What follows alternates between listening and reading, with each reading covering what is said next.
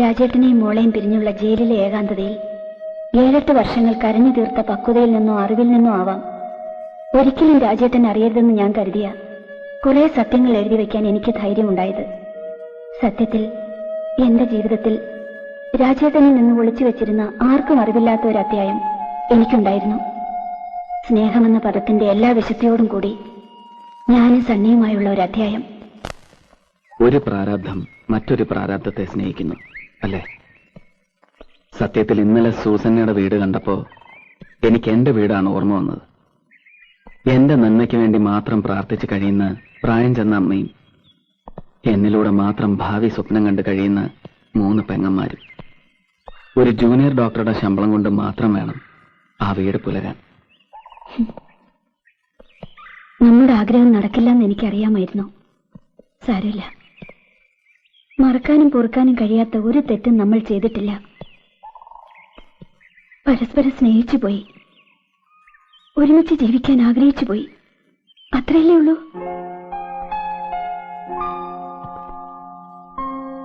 എന്റെ മനസ്സിൽ എന്നും സണ്ണിയെക്കുറിച്ച് നല്ല ഓർമ്മകളെ ഉണ്ടാവൂ.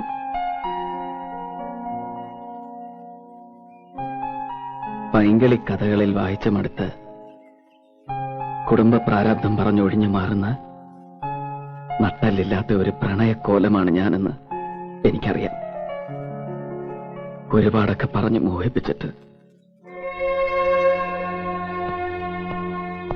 പിന്നെ ഇതുപോലെ ഒറ്റയ്ക്ക് ഒരിക്കലും ഞങ്ങൾ കണ്ടിരുന്നില്ല. അഥവാ വല്ലപ്പോഴും ഹോസ്പിറ്റലിലെ ഇടനാഴികളിലോ വഴിയിലോ ഒക്കെ അവിചാരിതമായി കണ്ടുമുട്ടിയാൽ ഒരു നോട്ടം, ഒരു മന്ദഹാസം, അത്രമാത്രം. ആ ഇടയ്ക്കാണ് റോഡിൽ വെച്ച് ആകസ്മികമായി രാജേട്ടൻ എന്നെ കണ്ടുമുട്ടുന്നത്. രാജേട്ടൻ എന്നോട് വഴിയിൽ വെച്ച് 1-2 തവണ സംസാരിക്കാൻ ശ്രമിച്ചുവെന്ന് അറിഞ്ഞപ്പോൾ രാജേട്ടന്റെ എല്ലാ സ്വഭാവങ്ങളും അറിയാമായിരുന്ന സണ്ണി എന്നെക്കുറിച്ച് വല്ലാതെ ഭയന്നിരുന്നു. മേജർ രാജശേഖരൻ നമ്പ്യാർ എനിക്കൊരു സുഹൃത്ത് എന്നതിലുപരി സ്വന്തം ജ്യേഷ്ഠനെ പോലെയാണ്. പക്ഷേ സൂക്ഷിക്കണം. എന്തെങ്കിലും ചോദിച്ചാൽ ഉടക്കാനൊന്നും പോകണ്ട, വല്ലതും പറഞ്ഞ് ഒഴിഞ്ഞു മാറിയേക്കണം. അല്ലെങ്കിൽ അയാൾ വീണ്ടും ശല്യം ചെയ്യും. അതാ സ്വഭാവം. സാരമില്ല, ഞാൻ നോക്കിക്കൊള്ളാം. പക്ഷേ പിന്നീട് രാജേട്ടൻ സീരിയസ് ആണെന്ന് അറിഞ്ഞപ്പോൾ സണ്ണി തന്നെയാണ് രാജേട്ടനെ വിവാഹം കഴിക്കാൻ എന്നെ വളരെയധികം നിർബന്ധിച്ചതും. എനിക്കിപ്പോ പഴയ കാമുകയുടെ രക്ഷാകർതൃത്വം ഏറ്റെടുക്കുന്ന ഒരു കാമുകന്റെ അവസ്ഥ മാത്രമല്ല, ഒരു മൂത്ത ആങ്ങളയുടെയോ ഒരു അച്ഛന്റെയോ ഒക്കെ ഉത്തരവാദിത്വം ഏറ്റെടുക്കും പോലെയാ സൂസന്നയ്ക്കൊരു നല്ല ജീവിതം. അത് മാത്രം കണ്ടാൽ മതി എനിക്ക്. അതുകൊണ്ട് തന്നെയാണ് ഞാൻ മറിച്ച് പറയുന്നത്. ഈ കല്യാണത്തിന് സൂസന്ന സമ്മതിക്കണം. രാജേട്ടന്റെ പാസ്റ്റ് അഴുക്ക് ചാലുകൾ നിറഞ്ഞതായിരിക്കാം, പക്ഷെ ഇപ്പൊ അങ്ങനെയല്ല. തികഞ്ഞ ആത്മാർത്ഥതയോടെയാണ് രാജേട്ടൻ സൂസന്നെ ഇഷ്ടപ്പെടുന്നത്. സൂസന്നെ ഈ കല്യാണത്തിന് സമ്മതിച്ചാൽ സൂസന്ന മാത്രമല്ല, സൂസന്നയുടെ കുടുംബം മുഴുവൻ രക്ഷപ്പെടും. ഞാനാ പറയുന്നത്, ഇതിന് സമ്മതിക്കണം. ഈ മൗനം സമ്മതമായി ഞാൻ കണക്കാക്കിക്കോട്ടെ. നീ ഒന്ന് രക്ഷപ്പെട്ട് കാണാനുള്ള കൊതി കൊണ്ടാ മോളെ. രാജേട്ടനോട് ഞാൻ സൂസന്നെ സമ്മതിച്ചു എന്ന് പറയാൻ പോവുക. അങ്ങനെ സണ്ണിയുടെ നിർബന്ധത്തിന് വഴങ്ങിയാണ് ഞാൻ കല്യാണത്തിന് സമ്മതിച്ചതെങ്കിലും ആ നിമിഷം മുതൽ എന്റെ മനസ്സിൽ രാജേട്ടൻ മാത്രമേ ഉണ്ടായിരുന്നുള്ളൂ. ആദ്യകാലങ്ങളിലെ സന്തോഷകരമായ നമ്മുടെ ജീവിതം കണ്ട് നമ്മളെക്കാൾ സന്തോഷിച്ചിരുന്നതും സണ്ണിയാണ്. രാജേട്ടൻ വളരെ സന്തോഷവാനാണ്. സൂസന്നയ്ക്കും സന്തോഷമാണെന്ന് എനിക്കറിയാം. And I am also happy. സണ്ണിയുടെ ഈ വലിയ മനസ്സ് ഞാൻ ഒരിക്കലും മറക്കില്ല. സണ്ണിയും വേഗം ഒരു വിവാഹം കഴിക്കണം, എങ്കിലേ പൂർണ്ണമായ ഒരു സന്തോഷം എനിക്കുണ്ടാവൂ.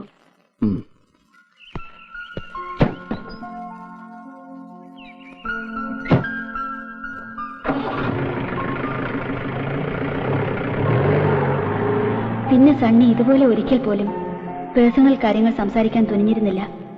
പക്ഷേ നമ്മുടെ കുടുംബജീവിതത്തിൽ അപശ്രുതികളും സംശയങ്ങളും ഉണ്ടായപ്പോൾ ഞാൻ എത്ര മൂടി വയ്ക്കാൻ ശ്രമിച്ചിട്ടും രാജേട്ടൻ തന്നെ സണ്ണിയോടെല്ലാം തുറന്നു പറഞ്ഞപ്പോൾ നമ്മളെക്കാൾ വേദനിച്ചതും സണ്ണി തന്നെയായിരുന്നു. സണ്ണി അപ്പോഴൊക്കെ നമ്മുടെ കുടുംബജീവിതം തകരാതിരിക്കാൻ എന്നെ സാന്ത്വനപ്പെടുത്തിയിട്ടേ ഉള്ളൂ. ഇതൊരു തരം ഭ്രാന്താണ്. സ്വന്തം ഭൂതകാലം വെച്ച് ഭാര്യയെ അളക്കുന്നവർക്ക് സംഭവിക്കുന്ന ഭ്രാന്ത്. സാരമില്ല, ഇതൊക്കെ മാറും സൂസന്ന. എല്ലാം സ്വയം ബോധ്യപ്പെടും.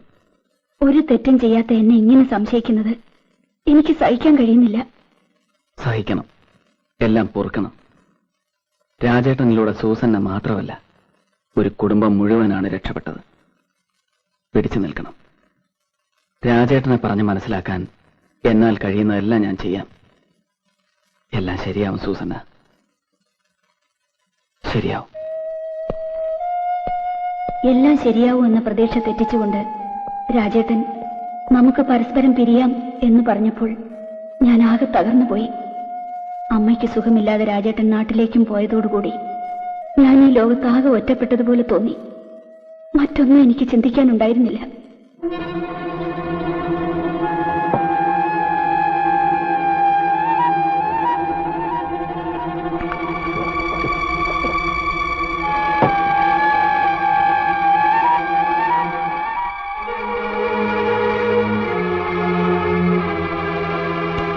ഒരിക്കലും ഇനി വെളിച്ചം കാണരുതെന്ന് ആഗ്രഹിച്ച് ഞാൻ കിടന്നു. പക്ഷേ ഒരു ഞെട്ടലോടെ വീണ്ടും ഞാൻ വെളിച്ചം കണ്ടു. സ്ഥലകാല ബോധം വീണ്ടും കിട്ടിയപ്പോൾ മനസ്സിലായി ഞാൻ ഏതോ ഹോസ്പിറ്റലിൽ എത്തിക്കപ്പെട്ടുവെന്ന്. She's all right now. I think she can be discharged today evening itself. Sir. ഇന്ന് വൈകുന്നേരം തന്നെ വീട്ടിൽ പോകാം കേട്ടോ. ഞാനിവിടെ തന്നെ ഉണ്ടാവും. ഇടയ്ക്കിടയ്ക്ക് വന്ന് നോക്കണം. എന്തെങ്കിലും ആവശ്യമുണ്ടെങ്കിൽ വിളിച്ചാൽ മതി. ഞാൻ റൂമിലുണ്ടാവും. She's up.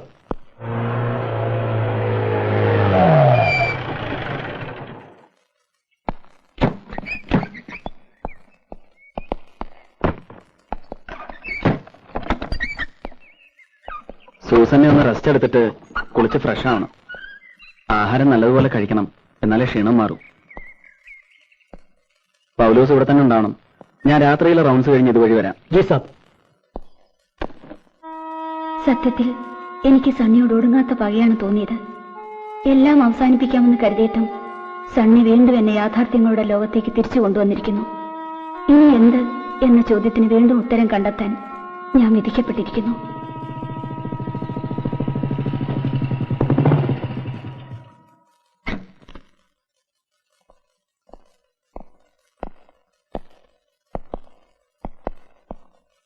മാം സാബ് കുളിയൊക്കെ കഴിഞ്ഞു, ആഹാരവും കഴിച്ചു, സമാധാനമായി. സാബ് വീട്ടിൽ പോയിട്ട് 2 ദിവസമായി. ഞാൻ പോയിട്ടൊന്ന് കുളിയും നനയെല്ലാം കഴിഞ്ഞിട്ട് വരാം.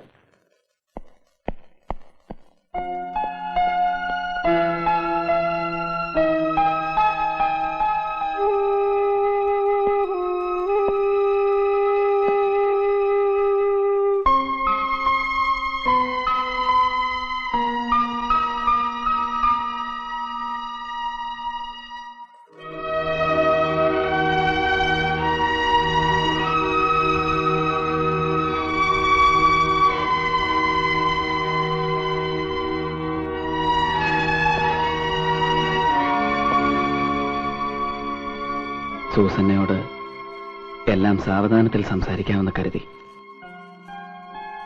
ഇത്രയും വേണ്ടിയിരുന്നു സൂസന്ന? ഞാൻ പിന്നെ എന്ത് ചെയ്യണം? ഞാനൊന്ന് ഒഴിവായി കിട്ടാൻ എന്ത് വില തരണമെന്ന് എന്റെ മുഖത്ത് നോക്കി ചോദിച്ച ഭർത്താവിന്റെ കാല് പിടിച്ച് കെഞ്ചണോ? വേറൊന്നും ചിന്തിക്കാനുണ്ടായിരുന്നില്ല. അതുകൊണ്ട് ഞാൻ ആത്മഹത്യ ചെയ്യാൻ തീരുമാനിച്ചു. നിങ്ങൾ ആരാ ഇതൊക്കെ ചോദിക്കാൻ? എന്റെ രക്ഷിതാവോ? ഇനി എന്റെ മുമ്പിലുള്ള ഒരേ ഒരു വഴി ആത്മഹത്യ തന്നെയാണ്. നിങ്ങൾ എന്നെ എത്ര പ്രാവശ്യം രക്ഷിക്കും? എല്ലാം തെറ്റിപ്പോയി സൂസന്ന. എന്റെ എല്ലാ പ്രാരാബ്ദങ്ങളും മറന്ന് ഞാൻ സൂസന്നെ സ്വീകരിക്കണമായിരുന്നു. അതായിരുന്നു ശരി. നിങ്ങളുടെ ശരികളും തെറ്റുകളും ഇനി എന്നോട് പറയണ്ട. ആദ്യം എന്നെ മോഹിപ്പിച്ചിട്ട് കുടുംബ പ്രാരാബ്ദം പറഞ്ഞ് സ്വയം പിന്തിരിഞ്ഞു. ഞാൻ ആഗ്രഹിക്കുകയോ സ്നേഹിക്കുകയോ അല്ല, വെറുക്കുകയും ഭയപ്പെടുകയും ചെയ്തിരുന്ന ഒരാളെ വിവാഹം കഴിക്കാൻ നിങ്ങൾ എന്നെ നിർബന്ധിച്ചു. ഇപ്പോൾ അയാൾക്കും വേണ്ടതായപ്പോൾ ഞാൻ എന്നെ തന്നെ അവസാനിപ്പിക്കാൻ തീരുമാനിച്ചു. നിങ്ങൾ അതിന് സമ്മതിക്കില്ല? നോ, ഞാനത് അനുവദിക്കില്ല. എല്ലാ തെറ്റും എന്റേതാണ്. ആ തെറ്റ് എന്നേക്കുമായി തിരുത്താൻ ഞാൻ തയ്യാറുമാണ്. രാജേട്ടനോടെല്ലാം തുറന്നു പറഞ്ഞ് സൂസന്നെ സന്തോഷത്തോടെ ഞാൻ സ്വീകരിക്കും.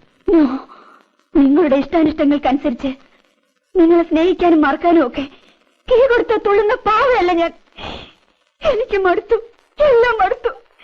എനിക്ക് മരിക്കണം, ഞാൻ മരിക്കും. ഇല്ല സൂസന്ന, ഞാൻ തീരുമാനിച്ചു കഴിഞ്ഞു.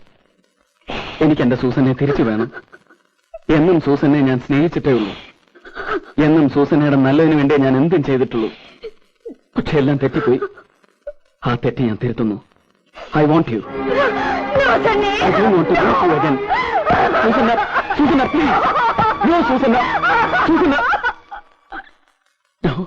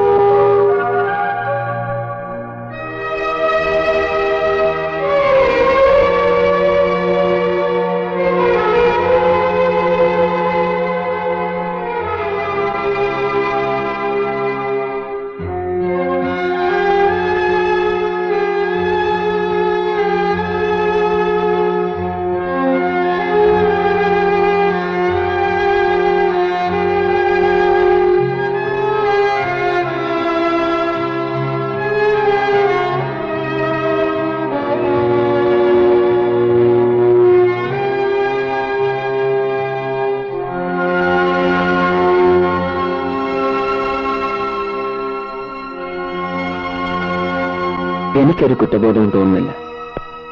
രാജേട്ടൻ സൂസനെ ഉപേക്ഷിക്കാൻ തീരുമാനിച്ച സ്ഥിതിക്ക് ഈ നിമിഷം വരെയുള്ളത് മുഴുവൻ രാജേട്ടനോട് തുറന്നു പറഞ്ഞ് സൂസനെ സന്തോഷത്തോടെ ഞാൻ സ്വീകരിക്കും. രാജേട്ടൻ വന്നാലുടനെ ഞാൻ വരാം. എല്ലാം തുറന്നു പറയാൻ എന്റെ മനസ്സിനെ ഞാൻ പഠിപ്പിച്ചു. രാജേട്ടന്റെ വരവിനായി ഞാനും സണ്ണിയും കാത്തിരിക്കുകയായിരുന്നു. പിറ്റേ ദിവസം രാത്രി രാജേട്ടൻ വന്നു. ഞാൻ എല്ലാം തുറന്നു പറയാൻ തുടങ്ങുമ്പോഴേക്കും രാജേട്ടൻ എന്നെ ഒന്നും പറയാൻ സമ്മതിച്ചില്ല. രാജേട്ടന് പറയാനുണ്ടായിരുന്നത് മുഴുവൻ പറഞ്ഞു കേട്ടപ്പോൾ എനിക്ക് പിന്നെ ഒന്നും പറയാനുള്ള ധൈര്യവും ഉണ്ടായിരുന്നില്ല. എന്നെപ്പോലെ തന്നെ സണ്ണിയുടെ ധൈര്യവും ചോർന്നു. പക്ഷേ പിന്നീടുള്ള ഓരോ നിമിഷവും എന്റെ കുറ്റബോധം എന്നെ വേട്ടയാടാൻ തുടങ്ങിയപ്പോൾ ഞാൻ വീണ്ടും രാജേട്ടനോടെല്ലാം തുറന്നു പറയാൻ സണ്ണിയെ നിർബന്ധിച്ചു. രാജേട്ടനെ വഞ്ചിച്ചുകൊണ്ടുള്ള ഈ ഓരോ നിമിഷവും ഞാൻ നേരുകയാണ്. നമുക്കെല്ലാം തുറന്നു പറയാം. വഞ്ചനയല്ല എന്ന് ഞാനും പറയുന്നില്ല. പക്ഷേ രാജേട്ടന്റെ നിലപാട് ഇങ്ങനെ മാറുമെന്ന് നമ്മൾ രണ്ടാളും കരുതിയതല്ല. ഞാൻ ചെയ്ത ഒരു തെറ്റ് തിരുത്താൻ ഒരു വലിയ തെറ്റ് ചെയ്യേണ്ടി വന്നു. ഇനി എല്ലാ തെറ്റുകളും തിരുത്താൻ മറ്റൊരു വലിയ തെറ്റ് കൂടി ചെയ്തേ വെക്കൂ. ഒരു ദുസ്വപ്നം പോലെ നടന്നതെല്ലാം മറക്കണം. അല്ലെങ്കിൽ സൂസന്നയുമായി പുതിയൊരു ജീവിതം സ്വപ്നം കാണുന്ന രാജേട്ടൻ തകർന്നു പോവും. അങ്ങനെ സംഭവിച്ചാൽ പിന്നെ നമ്മൾ ജീവിച്ചിരുന്നിട്ട്. ഞാനൊരു ട്രാൻസ്ഫറിന് ശ്രമിക്കുന്നുണ്ട്. അത് കിട്ടും. അത് കിട്ടിക്കഴിഞ്ഞാൽ പിന്നെ സൂസന്നയുടെ ജീവിതത്തിലേക്കൊന്ന് എത്തി നോക്കാൻ പോലും ഞാൻ വരില്ല. That will be the end of everything.